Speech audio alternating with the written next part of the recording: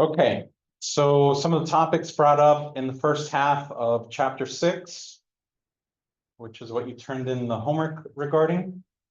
One of the first, I think the first question asked about Benito Juarez. Who was he? He was the first full-blooded indigenous president of Mexico. So that is kind of what I was looking for that as an answer for that question. Now, the part that I expand on beyond what was covered in Clausen is that Benito Juarez is responsible for the creation of the Cinco de Mayo celebration.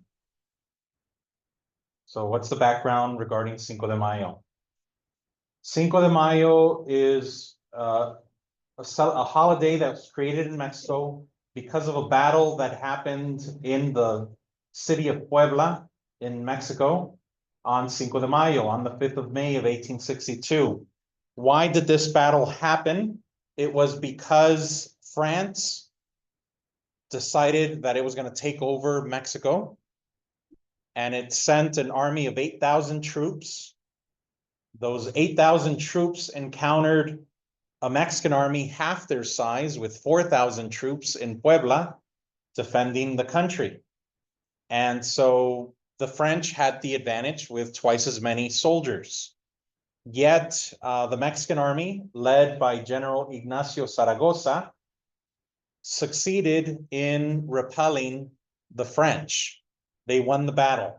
So the very next day, Benito Juarez said, from now on, Cinco de Mayo is going to be a Mexican holiday. And so it is a celebration of having won this battle when France took over Mexico. This is not Mexican Independence Day. But what happened after that? So winning that battle on the 5th of May succeeded in getting the French to back off for a year. But a year later, they came back with 30,000 troops instead of just 8. And they succeeded in taking over the country of Mexico. And they put into power the Archduke Maximilian of Habsburg. And so Mexico had an emperor for 3 years, from 1864 to 1867, until Benito Juarez was able to retake the country in 1867, got rid of the French, and executed Maximilian. Now, this also has US repercussions or impacts or relevance. One is, this would be one of several instances where European countries did not abide by the Monroe Doctrine. When in 1823, James Monroe said, FYI, European countries, you're not going to take over any Latin American countries anymore. Now, to be fair to the United States was in the middle of its own civil war from 1861 to 65. So it wasn't in a position to be fighting European countries in the middle of that. But another dynamic that isn't very well known is that some historians argue that the reason, or at least an important reason, why France was interested in taking over Mexico is so that it could help the Confederacy win the US Civil War. And so when Ignacio Zaragoza and the Mexican army defeated the French on Cinco de Mayo, they also helped prevent the Confederacy from getting the assistance of the French and having the possibility of winning the US Civil War. By the time France was able to install Maximilian in 1864, it was too late to change the outcome of the US Civil War. So yeah, a little bit more and relating to both Cinco de Mayo and the US Civil War.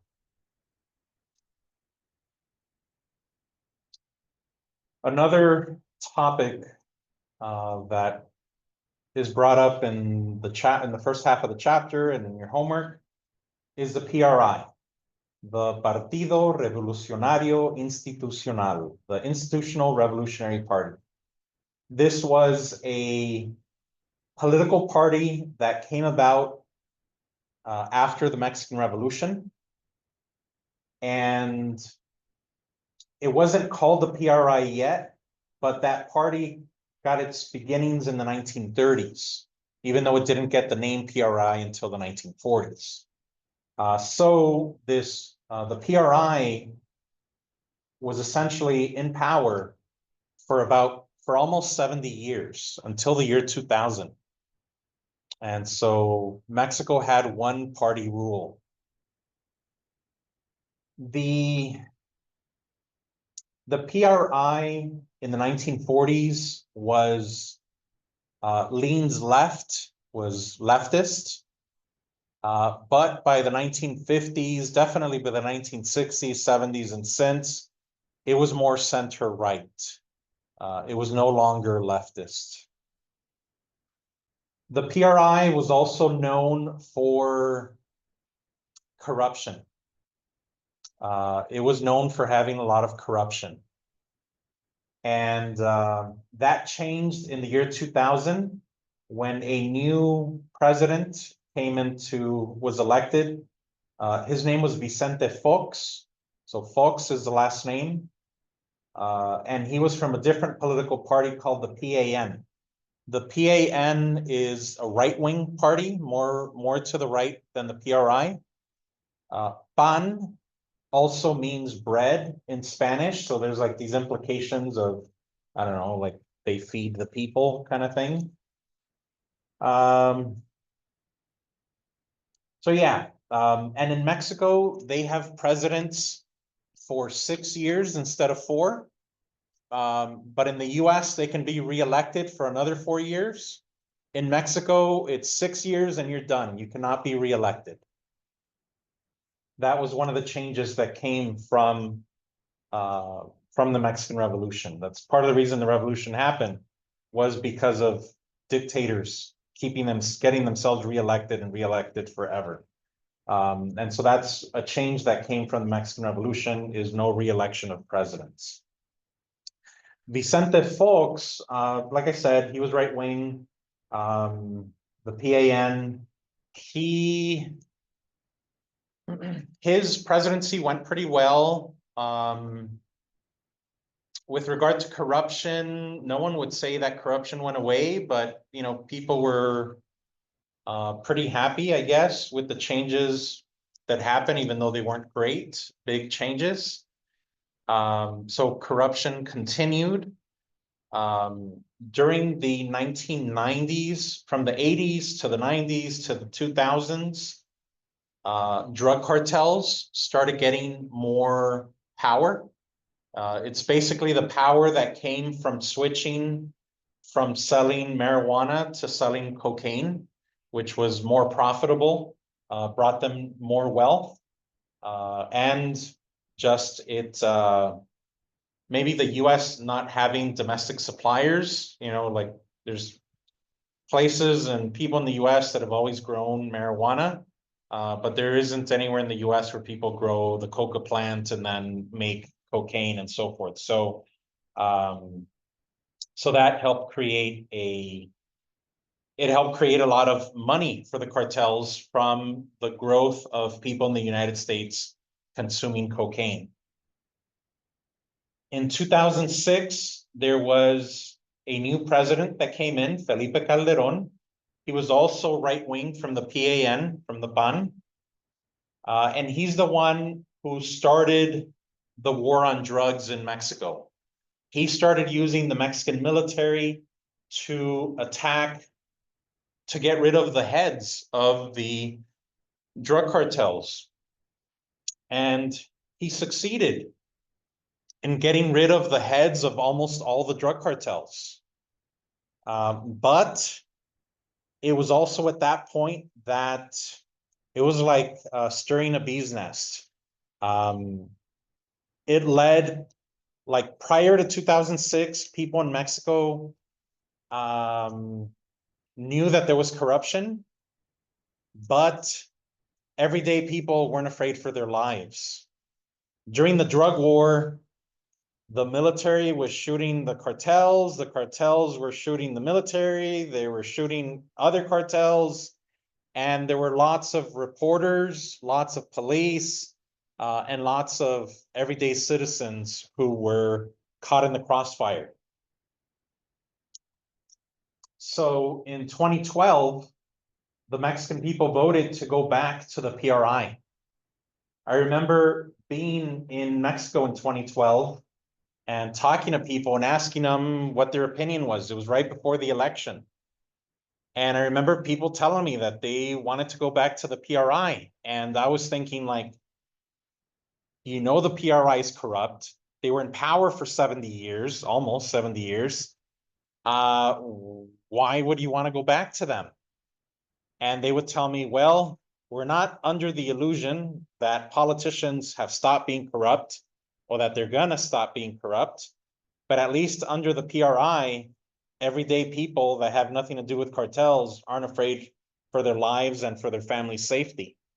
And so like, oh yeah, I'm just visiting here. I'm not living here. I don't have to be worried about the safety of my family. So it's easy for me to think in abstract terms, like, you know, yeah, get tough on crime, you know, take out the cartels. I don't have to live there and worry about my family's safety.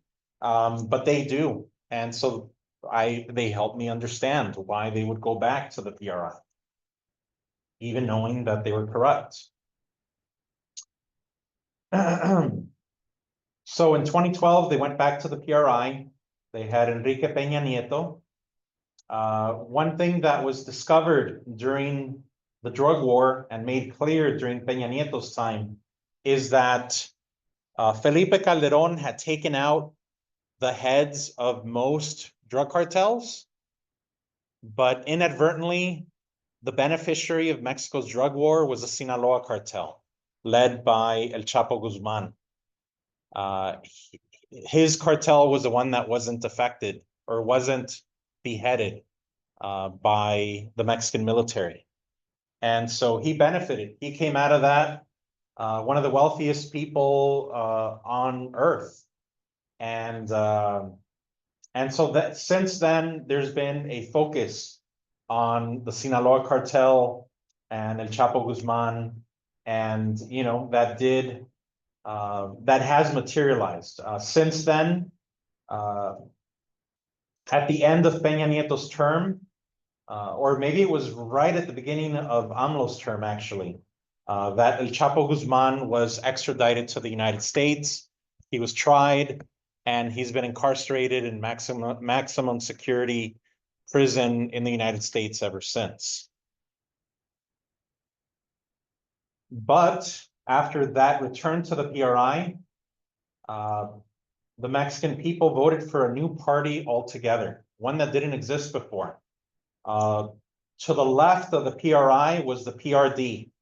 What is? I think it's the Party of Revolutionary Democracy, I think. Partido Revolución Democrático. I could be wrong. But the PRD is the left-wing party, traditional, historic left-wing party in Mexico.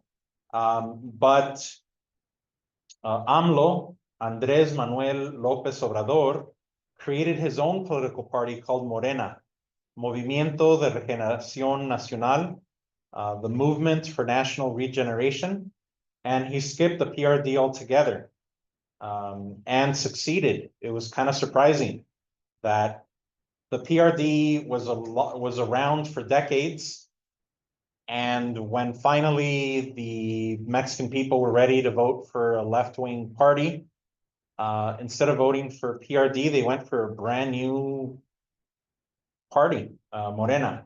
And so that was AMLO in 2018.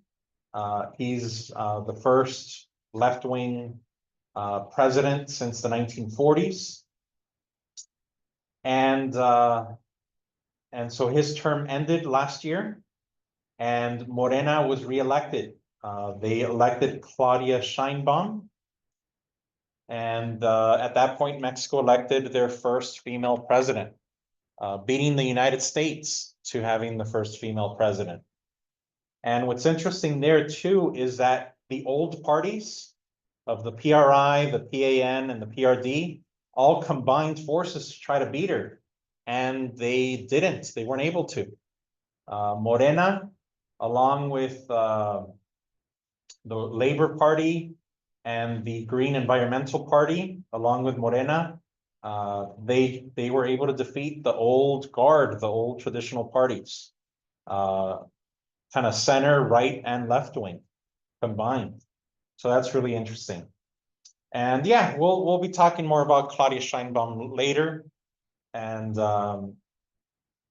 yeah, and about kind of gender in Latin America and Mexico in particular. We'll be coming back to that.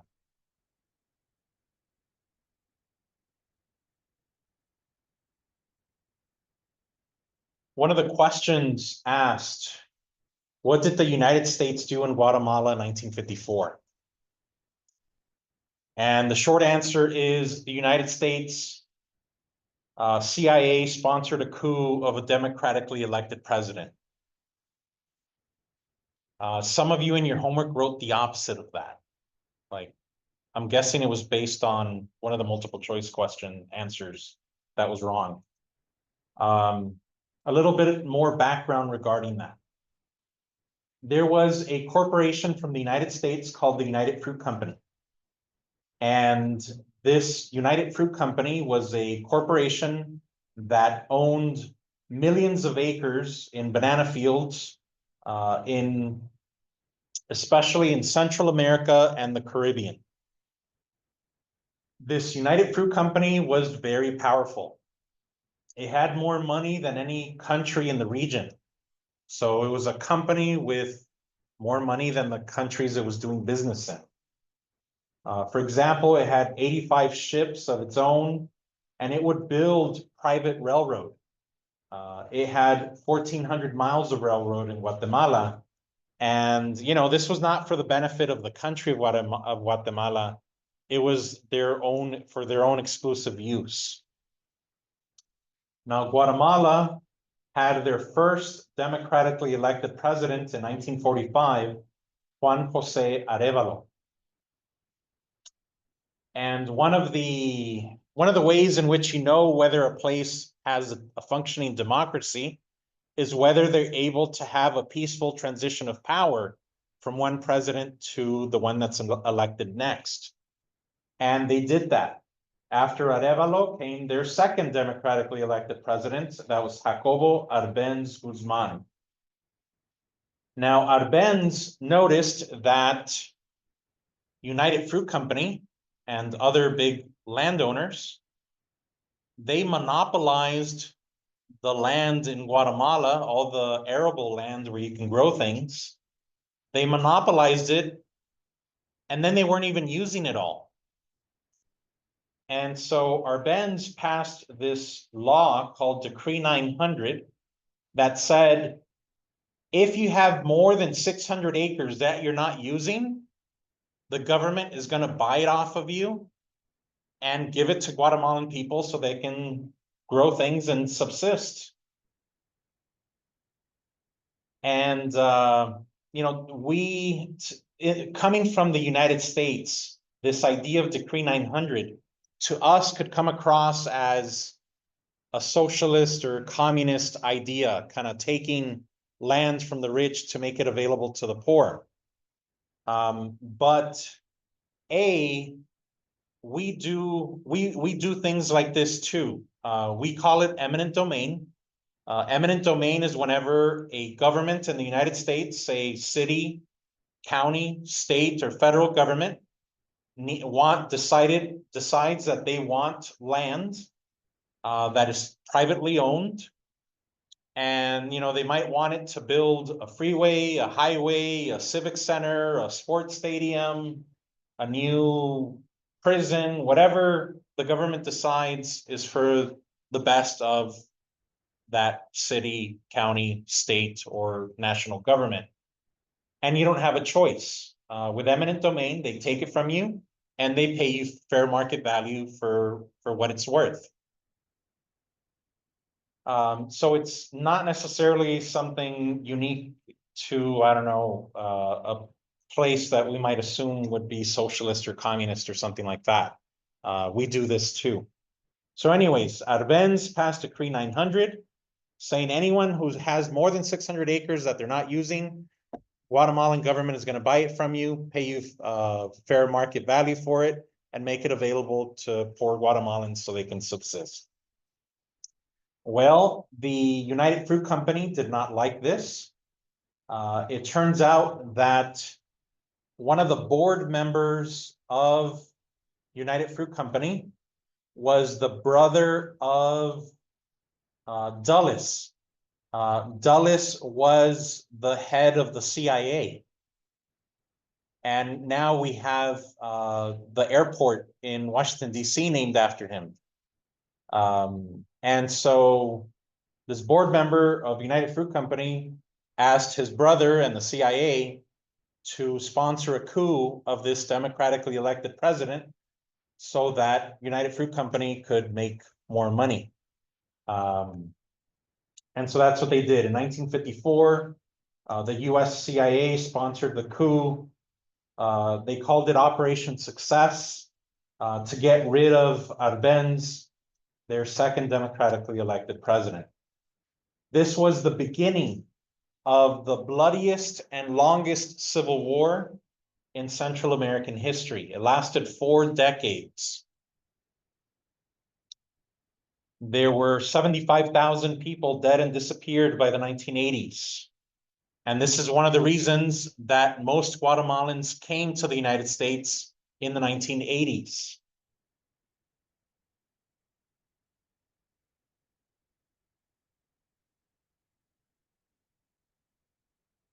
Yes.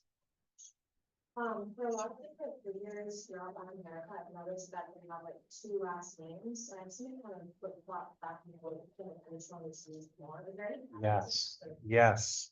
Thank you for asking that. That's a very important question. Okay, so in the United States, we have a first name, a middle name, and a last name. And so here, for example, Juan Jose has a first name, a middle name, and a last name, just like we use. But over here, we have Jacobo Arbenz Guzman. And this one is different from this one because this one is a first name, first last name, and second last name. And so I could see how that's confusing. And honestly, you can't really know unless you're familiar with Spanish names, so that you know that Juan and Jose are first names and Arevalo, Arbenz, and Guzman are last names. So you do have to just know whether that's a typical first name or whether those are last names. When you have the 2 last names, the first last name is the same that we would use, which is the paternal last name, the last name from the father. In a lot of Spanish-speaking countries, they use the paternal last name and then the maternal, or what we call mother's maiden name. And so when you see 2 last names, it's the paternal, then the maternal. The main one you would use would be the paternal, the first last name. But yeah, that's an important thing that that should be explained. So thank you for asking. There were questions that asked about Belize, Honduras, and El Salvador. With regard to the question for El Salvador, I did notice one question that was answered wrong.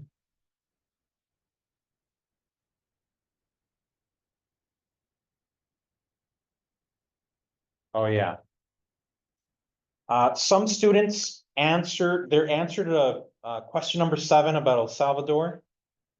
They answered it by telling me what were the most recent crises in El Salvador.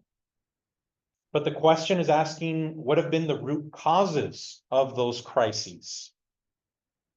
And so make sure you're answering the question, which is asking you about what are the root causes, not what are the most recent crises.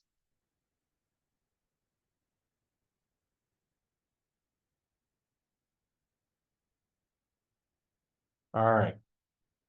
Next, I'll introduce you to a concept, a definition of the word filibuster that is different from the more common definition that we use in the United States. So in this class, when I ask you about the word filibuster, it's when someone from the United States goes to a territory, a land that isn't part of the United States. They show up with an armed group and they take over an island, a port, a region. They show up, they militarily take it over, and then they say, you are now free. We bring you freedom and independence, and we're going to be in charge. There were filibusters that did this from the United States, going especially to Spanish America and Mexico. They did this in Florida multiple times, like in 1810, 1813, 1814, and 1819, when we got Florida from Spain. This happened in Texas 5 times between 1801 and 1819, when it was part of Spain. And then in 1836, when it was part of Mexico, and that one succeeded. And we'll talk more about Texas independence later.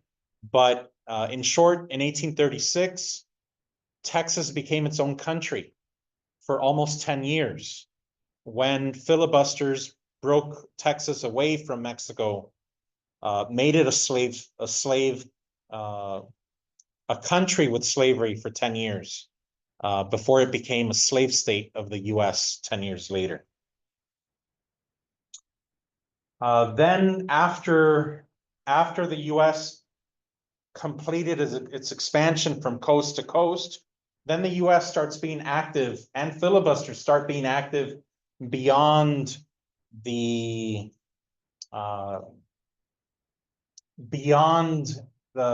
mainland United States, start going off. And that's where we get to William Walker with 2 examples, but the biggest example of the 2 is in Nicaragua. And so you're introduced to William Walker in this chapter. And the question asks something like, what did William Walker do in Nicaragua?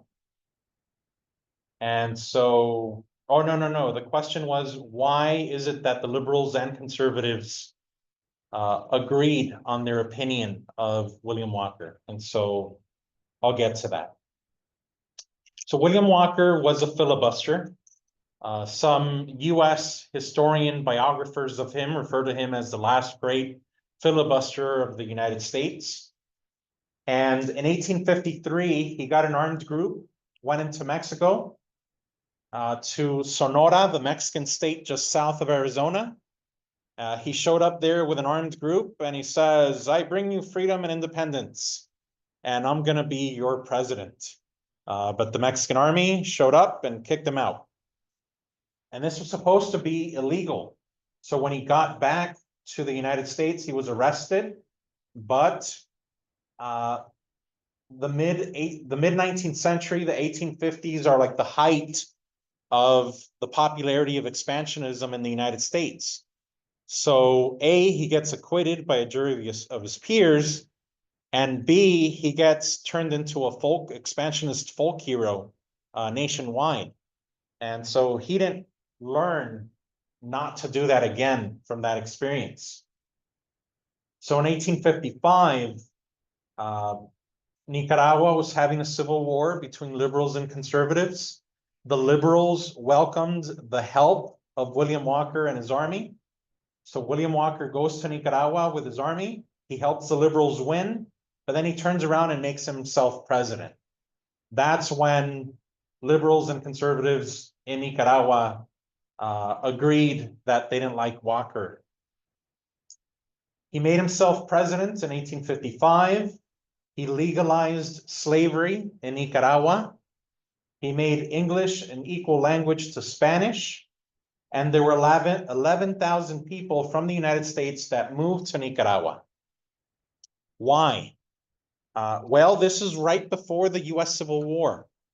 So this is the height of tensions between North and South, and the South desperately looking for places to expand slavery to.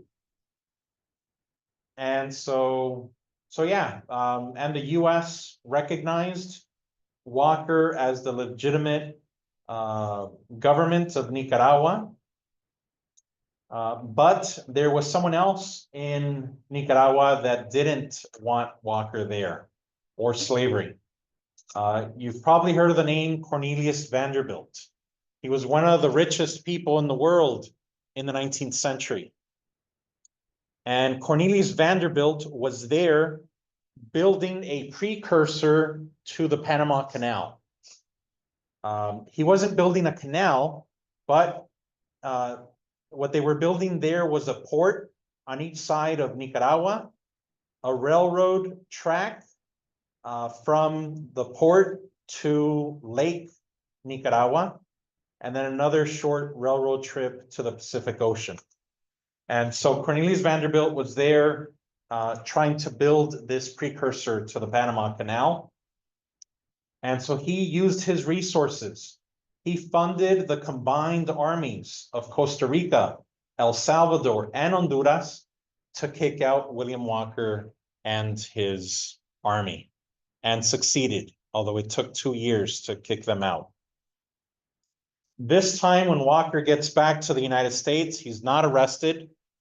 He ends up getting welcomed by US President Buchanan at the time. And so Walker still didn't learn his lesson. He goes back 2 more times to try to retake Nicaragua. The second time he landed in Honduras. The Honduran military arrested him, tried him, and executed him. And that was the end of William Walker, the last great filibuster. Yeah.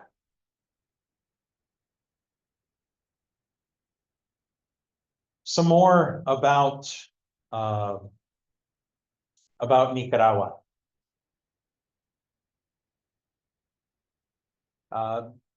Clausen talks about the way Clausen tells us about our occupation of Nicaragua is the story of the US having a peacekeeping mission. I guess at least he gave us, he did us the favor of at least putting peacekeeping in quotes.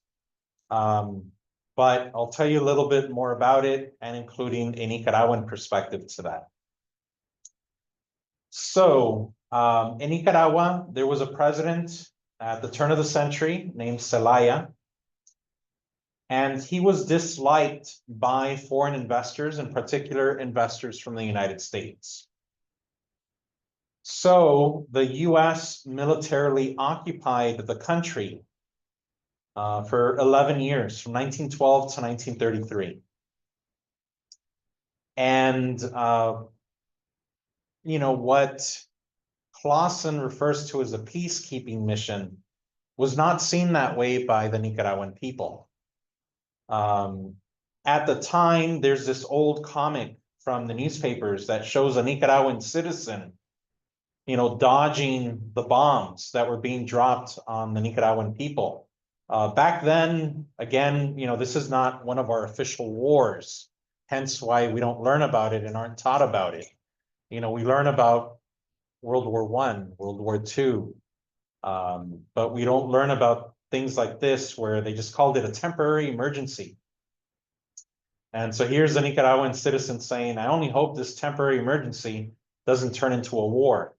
But you can see that for the people living there, they don't see a difference between this quote unquote temporary emergency and a war that is killing them.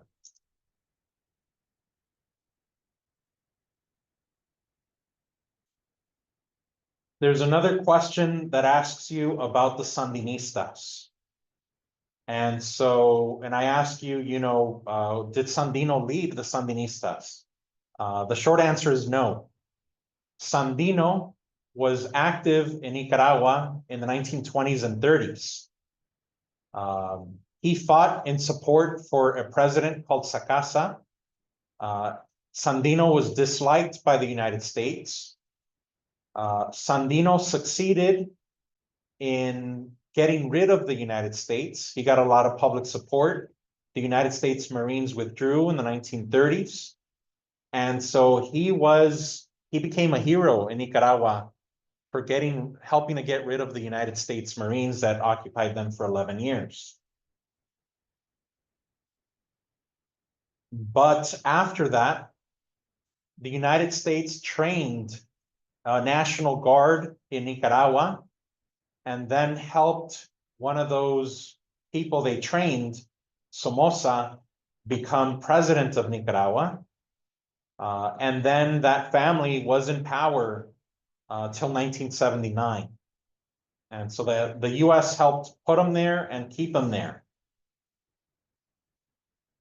In the 1970s, there's a group that referred to them as the FSLN, Frente Sandinista de Liberación Nacional, the Sandinista Front for National Liberation, and refer to themselves as the Sandinistas, naming themselves after Sandino. But Sandino was active and alive in the 1920s and 30s. The Sandinistas were not active till the 1970s. So Sandino did not lead the Sandinistas. It's a different movement that named themselves after them, after Sandino. So in the 1970s, they succeed in getting rid of the Somozas. But then they got rid of the Somozas. They became a political party.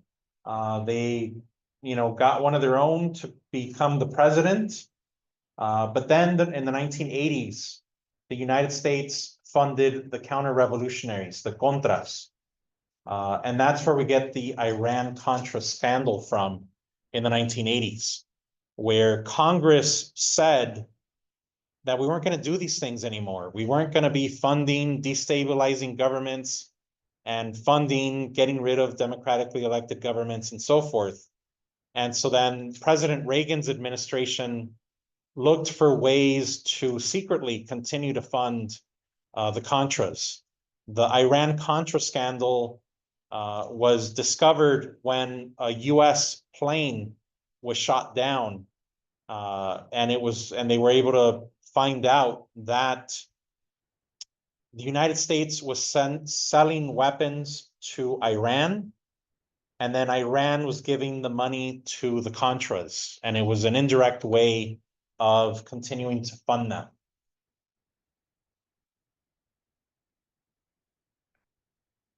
Daniel Ortega was president in the 1980s, and then again in recent years.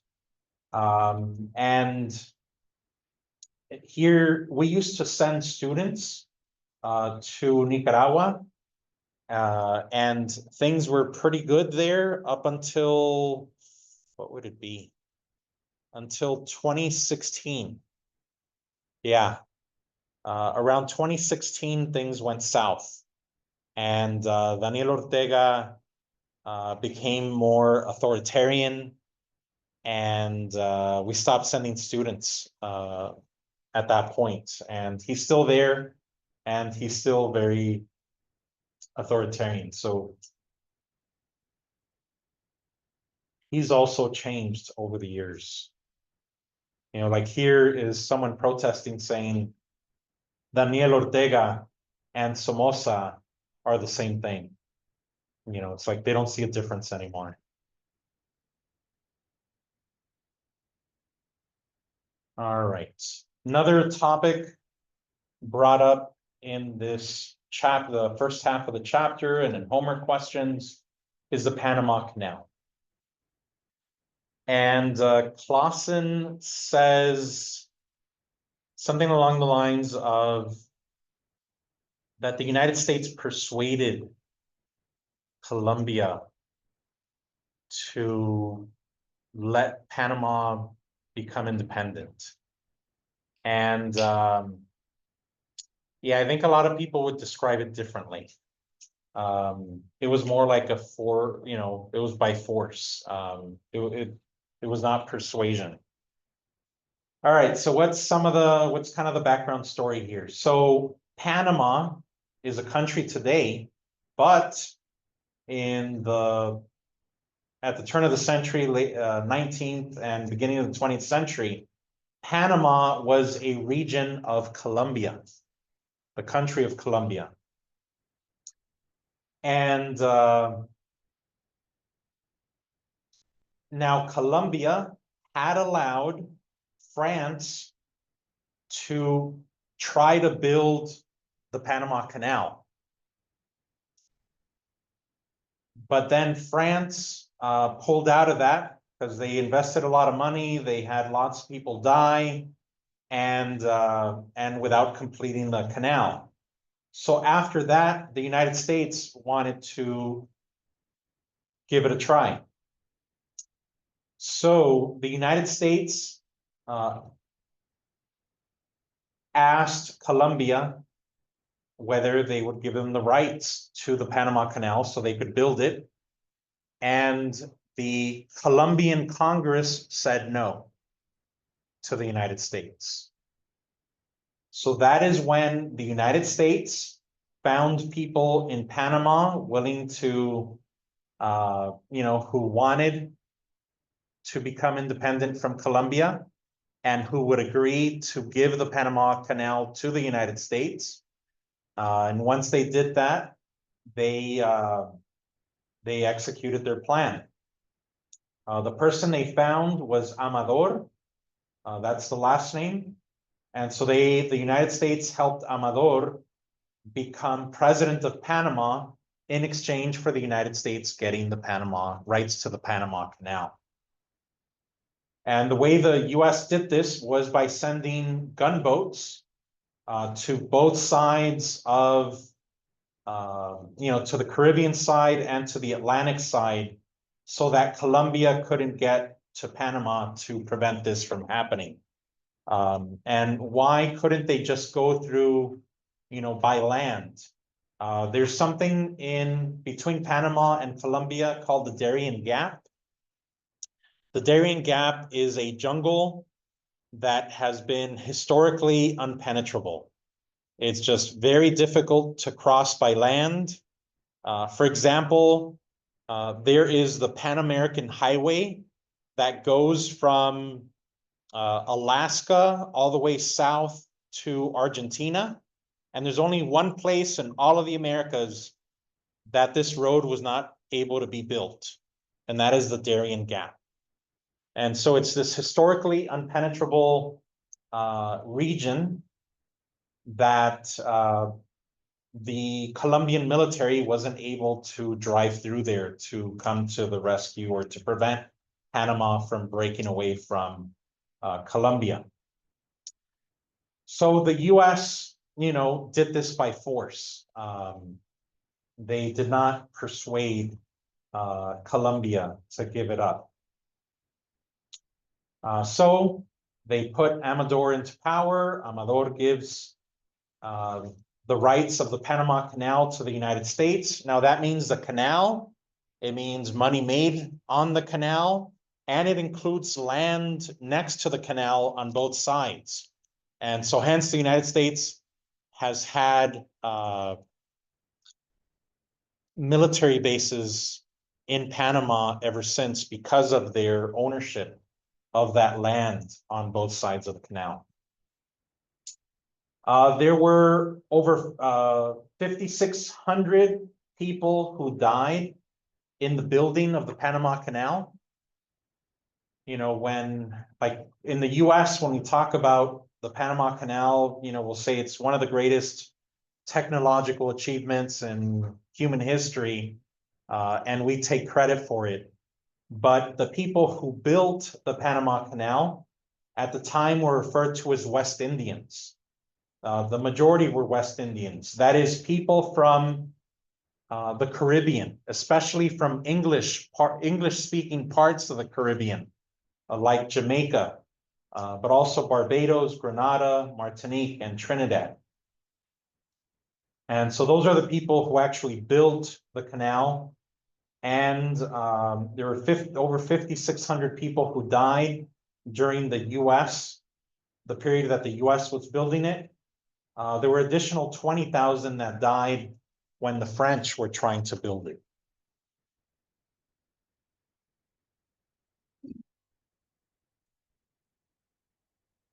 What about in recent times?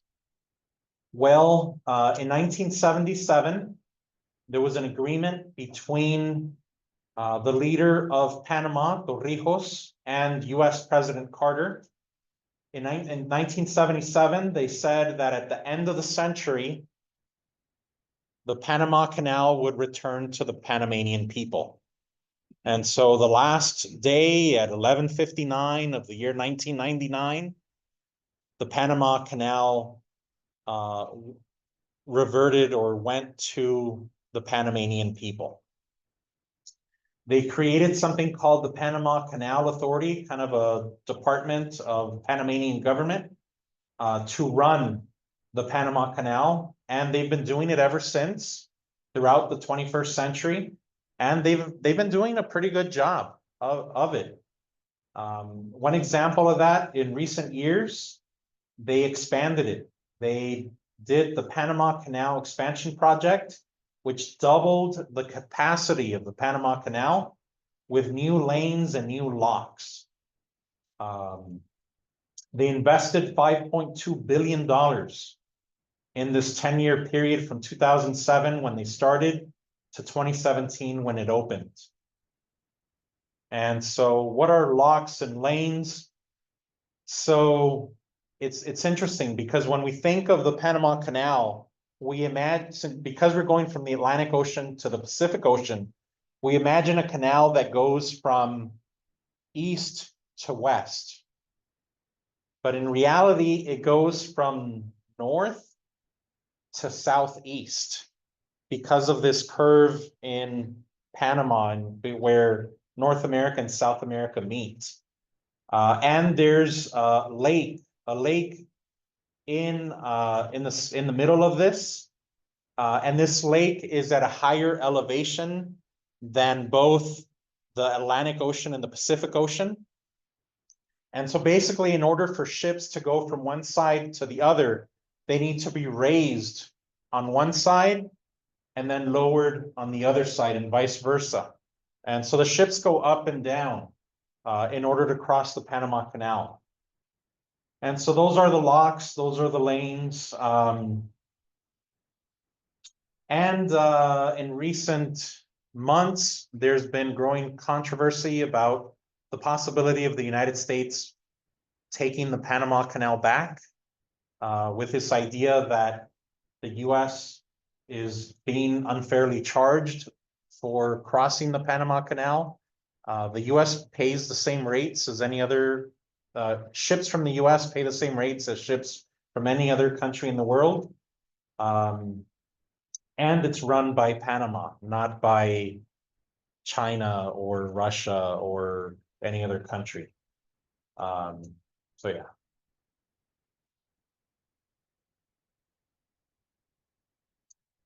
Let's see, we don't have time actually to go over the Spanish-American War, so I think that should be to be continued.